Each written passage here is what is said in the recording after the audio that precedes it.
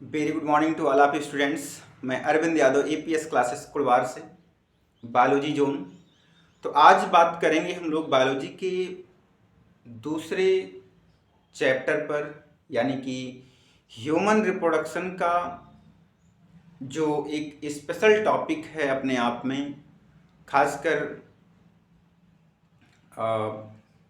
लड़कियों के लिए या गर्ल्स के लिए। और ये समझना काफ़ी ज़रूरी होता है कि आखिरकार मेंस्ट्रुअल साइकिल होती क्या है।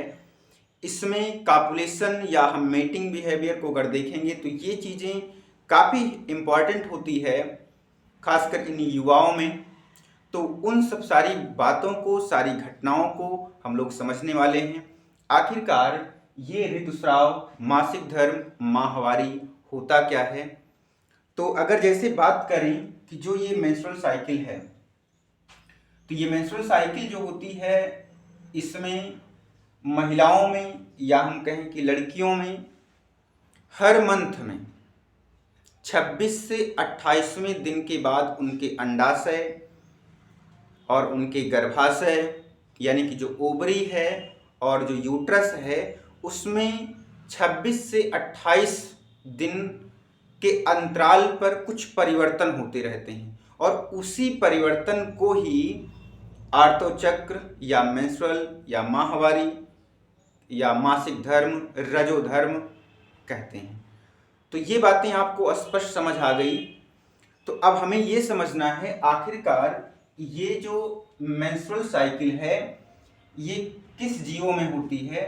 तो नॉर्मली आपको याद रखना है कि प्राइमेट्स गण के जितने भी हैं, चाहे वो एप्स हों या मंकी हों या फिर आप ह्यूमन की बात कर सकते हैं, ह्यूमन में फीमेल में ये चीज़ें यानी मेंस्ट्रुअल साइकिल पाई जाती है। ठीक है। तो अब ये मेंस्ट्रुअल साइकिल को लेकर के हम एक बात और करें आपके सामने कि जो ये मेंस्ट्रुअल साइकिल स्टार्टिंग और इसका जो अंत है वो क्या होता है, उसे क्या कहा जाता है। एक शब्द आता है मेनार्क और दूसरा शब्द आता है मीनोपाज। ये दो शब्द आते हैं। मीनार्क का मतलब किसी कन्या या लड़की में जब पहली बार शुरुआत होता है, यानी शुरुआत हम नॉर्मली 11 या 12 वर्ष की आयु में क्या होता है, स्टार्टिंग, यानी मेंस्ट्रुअल साइकिल की स्टार्टिंग, मतलब पहली बार अगर होता है तो उसे बोलते हैं मीनार्क, यानी कहते हैं रजो दर्शन कहा जाता है जब पहली बार मेंस्ट्रुअल साइकिल स्टार्ट होती है। फिर उसके बाद लगभग 45 से 50 वर्ष की आयु में मेंस्ट्रुअल साइकिल का अस्थायी रूप से बंद हो जाना या रुक जाना, ठीक है, अस्थायी रूप से रुक जाना, ये मेनोपाज कहलाता है, अर्थात रजो निवृत्ति कहलाती है। तो ये दोनों बातें आपको समझ आ गई कि स्टार्टिंग को बोलते हैं मीनार्क यानी रजो दर्शन, और जब महिलाओं में 45 या 50 वर्ष के बाद ये मेंस्ट्रुअल साइकिल रुक जाती है तो उसे हम कहते हैं मेनोपाज या रजो निवृत्ति कहते हैं। तो अब इनकी घटना क्या है, यानी ऋतुस्राव जो होता है उसकी घटनाएं क्या होती हैं, तो इसके बारे में समझेंगे हम लोग क्या है। तो हमारे साथ आप लगातार बने रहें और आप जो सुनना चाहते हैं वो भी हम आपको बता रहे हैं क्या है, कैसे हैं। देखिए, बात आप सारी समझ पाएंगे, बस हमारे साथ लगातार आप बने रहें। तो प्रमुख घटना में ऋतुस्राव, इसमें नॉर्मली अगर हम बात करेंगे तो सबसे पहले अगर आप फीमेल रिप्रोडक्टिव सिस्टम को अच्छे से समझ पाते हैं तो बहुत अच्छी बात है। अगर आप पढ़ लिए हैं या नहीं पढ़े हैं तो आप इसके पहले की वीडियो आप ज़रूर देख लेंगे। एपीएस क्लासेस की प्लेलिस्ट खोलेंगे और उसमें जा कर के फीमेल रिप्रोडक्टिव सिस्टम को आप अच्छे से समझ लें, तब आपको सारी बातें, ये पूरी घटनाएं समझ में आएंगी। आइए समझते हैं। तो जो प्रमुख घटनाएं हैं, क्या क्या घटना होती है इसमें। सबसे पहले अगर मान लीजिए कि हम कहते हैं आज जो तारीख है वो 11 तारीख है, ठीक है। तो 11 यानी कि 1 से लेकर के 3 या 5 दिन तक ऋतुस्राव होता है। अब ऋतुस्राव का मतलब ये हो गया कि हम ये कहते हैं कि ब्लीडिंग होती है यहाँ पर महिलाओं में या लड़कियों में, तो वो ब्लीडिंग का रीजन क्या होता है, उनके यूट्रस की जो इंडोमेट्रियम वाल है, जो अंतः गर्भाशय भित्ति होती है, वो ब्रेक हो जाती है, वो टूटती है, तब वो ब्लड के रूप में बाहर आता है। उसी को बोला जाता है ऋतुस्राव कहा जाता है, यानी ब्लीडिंग कहा जाता है, जो कि 1 से 3 या 5 दिन तक हो सकता है। दूसरे पॉइंट की अगर हम बात करें, 5 से लेकर के 13 दिन तक जो ओवेरियन फॉलिकल होते हैं, अर्थात अंडाशय के अंदर जो फॉलिकल होता है जिसके अंदर वो एग पाया जाता है, उसे फॉलिकल कहते हैं, अंडा।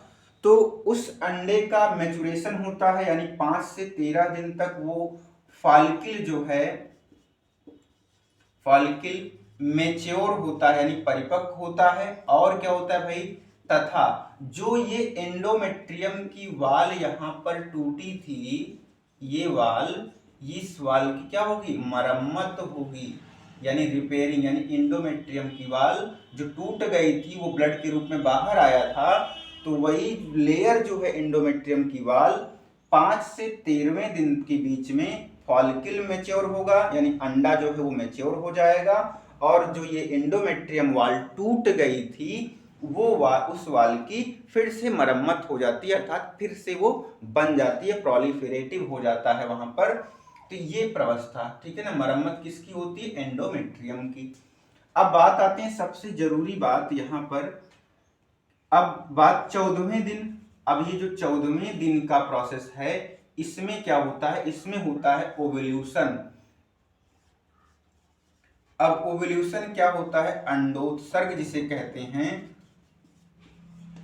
अब ये अंडोत्सर्ग यानी 13वें दिन तक फॉलिकल मैच्योर हो गया, यानी वो थैली जो है, ओवरी के अंदर जो थैली थी, जिस थैली में अंडा था, वो मैच्योर हो गया, और 14वें दिन वो अंडा क्या है, फॉलिकल से बाहर आ गया। 14वें दिन, तो उसे बोलते हैं अंडोत्सर्ग बोलते हैं। फिर उसके बाद हम ये देखेंगे 15वें से 16वें दिन क्या होता है। 16वें दिन में, तो 15 से 16वें दिन में जो है, जो ओव्यूल्यूशन यानी जो फॉलिकल मैच्योर हुआ था ओवरी के अंदर, अब उस फॉलिकल से जब अंडा रिलीज हो जाता है, यानी कि एग जो है वो बाहर हो गया, तो जो थैली बची फॉलिकल वो बदल जाती है कार्पस ल्यूटियम में, अर्थात कार्पस ल्यूटियम का फॉर्मेशन होता है। अर्थात अभी इसमें हार्मोनल इफेक्ट भी बहुत ज़्यादा है, लेकिन आप उसको अभी कंटिन्यू अपनी बात को समझेंगे क्या होता है। तो यहाँ पर कार्पस ल्यूटियम का निर्माण हो गया, और उसके बाद और फैलोपियन ट्यूब में क्या होगा, फर्टिलाइजेशन की भी क्रिया चलती रहेगी, ठीक है ना। और अंडवाहिनी में जो है वो निषेचन की क्रिया हो जाएगी, अगर स्पर्म भी इसी 14वें दिन में अगर पहुंचा, तो वहां पर स्पर्म और ओवम भी फैलोपियन ट्यूब में मिल जाएंगे। उस क्रिया को बोलेंगे फर्टिलाइजेशन, अर्थात निषेचन बोलते हैं। तो ये बातें आपको स्पष्ट हो गई। अब इसके बाद देखेंगे कि जो 20 से 25 दिन तक, 20वें से लेकर के 25वें दिन तक या दिन में अगर फर्टिलाइजेशन अगर हुई है, निषेचन की क्रिया अगर हुई है, तो वो जो जायगोट बना है वो आकर के यूट्रस में इम्प्लांट हो जाता है। 20 से 25वें दिन में क्या होता है, जो जायगोट बना था यानी युग्मनज निषेचन के बाद वो इम्प्लांट हो जाता है, इम्प्लांट हो जाएगा कहां पर, यूट्रस में, यानी यूट्रस की एंडोमेट्रियम दीवार में धंस जाता है, यूट्रस में, ठीक है ना, यूट्रस की एंडोमेट्रियम वाल, इसमें जो है ये धंस जाता है, अर्थात रोपित हो जाता है। फिर अगला जो है, इफ हम बात करें यदि निषेचन की क्रिया नहीं हुई, अगर निषेचन की क्रिया हुई तो इसके बाद जो है मेंस्ट्रुअल साइकिल तो रुक जाएगी, जब तक इस जायगोट यानी उस बेबी का बर्थ नहीं हो जाता तब तक वो जो है मेंस्ट्रुअल साइकिल बंद हो जाएगी। अगर निषेचन की क्रिया नहीं होती है तो 26 या 28वें दिन में फिर से वही आर्तो चक्र यानी मेंस्ट्रुअल जो साइकिल है वो प्रारंभ हो जाएगा, ठीक है, स्टार्ट हो जाएगी। अब आपको जो समझना है वो थोड़ा सा 14वें दिन को लेकर के समझना है। आप यहाँ पर अभी हमारे साथ ये बात हम आपको स्पष्ट करते हैं। अभी इसकी जो हार्मोनल टेक्निक है, इस पूरा फुल वीडियो अगर आप देखेंगे तो लेक्चर बड़ा होगा, इसके बाद जो इसकी घटनाएं हैं वो हम आपको बताएंगे, लेकिन ये बात आप समझ लीजिए जो आप समझना चाह रहे हैं। तो यहाँ पर तो ये जो है एक प्रकार से अपने क्लास के लिए तो बहुत जरूरी है, जानकारी के लिए, और थोड़ा सा अगर ये सारी बातें पता रहेंगी तो हो सकता है हम अपने जनसंख्या पर भी नियंत्रण हो सके। अब देखिए, अगर हम बात करते हैं लाइफ स्पान की, या तो जो लाइफ स्पान है यानी जीवन अवधि है स्पर्म की, यानी शुक्राणु की, जो मेल शुक्राणु होता है उसका जो जीवन काल है लगभग 72 घंटे लेते हैं, मानते हैं। और जो ओवम होता है, फीमेल का जो एग होता है यानी अंडाणु जो ओवेरियन फॉलिकल से बाहर आया था उसका 48 घंटा, ठीक है। अब ध्यान रखना है जो फीमेल में मेंस्ट्रुअल साइकिल के स्टार्टिंग के 14वें दिन होता है, ये आपने अभी देखा 14वें दिन। तो अब देखिए यहाँ पर जो कापुलेशन की, जो संभोग की जो प्रोसेस होती है वो आपको कब कब संभावनाएं, मतलब कब कब होनी चाहिए, आप बात को समझ लें। जैसे अब यहाँ पर देखिए 1 से 5 दिन की ब्लीडिंग, इसमें कुछ नहीं, तो यहाँ पर कोई, अब यानी 6 से लेकर के नॉर्मली 11 दिन तक, 11वें दिन मतलब 6वें से 11वें दिन तक ये सेफ जोन माना जाता है, अर्थात यहाँ पर प्रेगनेंसी होने या प्रेग्नेंट ऐसे होने के चांसेस नहीं होते हैं। स्टार्टिंग के मतलब स्टार्टिंग ये 1 से 5 तक ब्लीडिंग यहाँ पर, तो उसके बाद 6 से लेकर के 11 दिन तक मतलब 12, 13, ये 12वें दिन भी सेफ माना जा सकता है। और उसके बाद यहाँ पर हम लिखते हैं 14, फिर लिखते हैं 17 और 18, ठीक है, 17 और 18।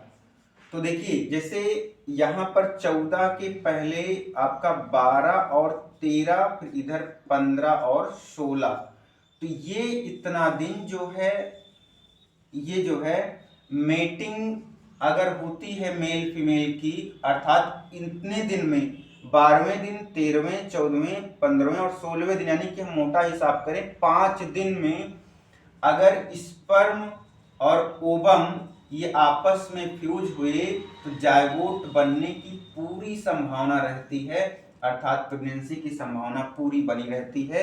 ये 12वें, 13वें, जिसमें से 13, 14 और 15 ये तीनों तो एकदम खास, मतलब ये यहाँ पर तो 12 भी हो सकता है, क्योंकि जीवन काल आप देखेंगे तो इसका 3 दिन है, इसका 2 दिन है, तो 3 दिन यहाँ तक अगर मान लीजिए 12 पर भी होता है तो 12, 13 और 14 ओव्यूलेशन यहाँ पर भी हुआ तब भी स्पर्म जो है ये पहुंच सकता है, यानी 12, 13, 14 ये 5 दिन आप इसे ध्यान रखेंगे। तो अगर वीडियो पसंद आए और इन डिटेल में क्लास 12 के बच्चों को ये अगली वीडियो पूरा डिटेल में आपको हार्मोनल एक्सचेंज किसके द्वारा ये सब कंट्रोल होता है, किसके द्वारा ये सब एक्साइट होता है, रिलीज होता है, ये सारी चर्चाएं हम लोग करेंगे नेक्स्ट वीडियो में। आप इस वीडियो को अपने दोस्तों में ज़रूर शेयर करें। धन्यवाद।